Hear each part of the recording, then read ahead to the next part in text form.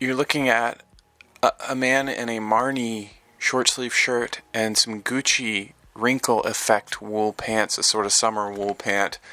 Marni is usually oversized. The Gucci in this case is not. So that's why it looks like someone's squeezing a popsicle out of the wrapper on top. An unfortunate combination. Got to be careful. Sometimes you do have to buy modularly, if that's a word. These are all sent from Joyce, Hong Kong. My local Dries store before Dries opened a Los Angeles location.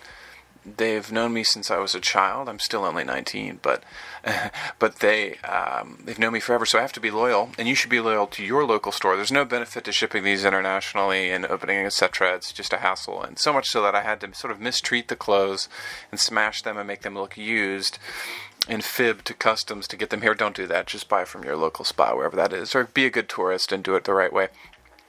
So let's rip this open and take a look at our first piece.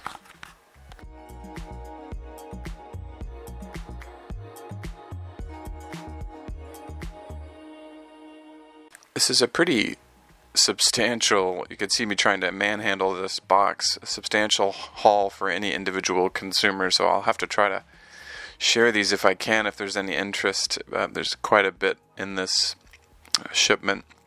This is very quickly an obvious Dries van Noten piece because of the embroidered sequin and rhinestone look. This is a really great play with an orthodox masculine workwear piece. It's got these stripes which are a little too wide for the traditional workwear piece, and yet it has these very cool button cuff that you might see on a leather jacket more frequently. There is darting on the back, which is kind of cool. I'm not sure originally what workwear purpose that served, but it makes for an interesting little tailoring effect. It has a viscose synthetic silk lining. I had a very brief lumbersexual period that involved one garment from the Filson company, an American-made all-wool piece that was actually this exact color. And it was very scratchy. I was convinced that that's how it made things warm, was by being scratchy. And this is very soft, 100% wool with that lining, the silk lining, which makes it very comfortable. You can see it's buttoned down. There's that darting that is lined up with the two flap pockets on the front. Very, very pretty and soft, approachable wool.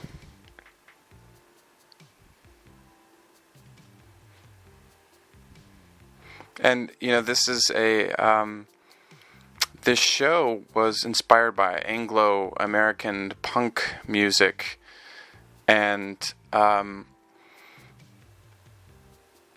think there's also, people are afraid to use the term grunge these days from the Pacific Northwest, Nirvana and Kurt Cobain, but if you look at the famous Unplugged Nirvana show in New York City, he's wearing a very feminine cardigan sweater, if I remember correctly. And so there was always an androgyny, as Dries is smart enough to point out in his interview on this collection. There's always an androgyny to even the grunge movement. And so there is a little bit of that here in this collection as well. Tell me what you think about the fit here. That's not a shirt I would wear under it usually. I think it's just about right. There's the runway model inset there.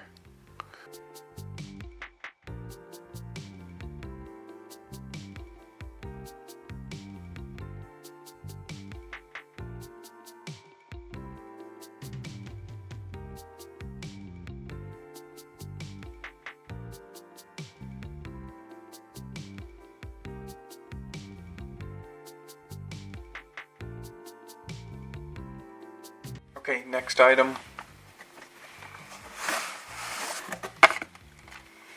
Y Project. A pair of Y Project trousers, jeans, and their signature asymmetric look, which is there's a French label, which should give you some better idea. This is a label I have very mixed feelings about. I would call them, I think the best I could say is hit or miss. You can see that these are meant to be worn with this flap folded over and then buttoned, and you have this Levi's reference label here. I'm fascinated by this label because, as I said, some of the pieces are really brilliant and very smart, and I think my criticism of it would be that their code, the item that they say you will never not know who this label is I think a very limiting one. It's this asymmetrical look, which is a bit of a one-trick pony sort of situation. Once you've seen it, people who know what it is will be able to identify it, but other than that, it looks like a play on a 90s norm-core design, which, as I said, I don't know that I would need a whole wardrobe of that look, and I don't, which is good news, have a whole wardrobe of it. So here's just my second or third Y Project piece, which I'm happy to add.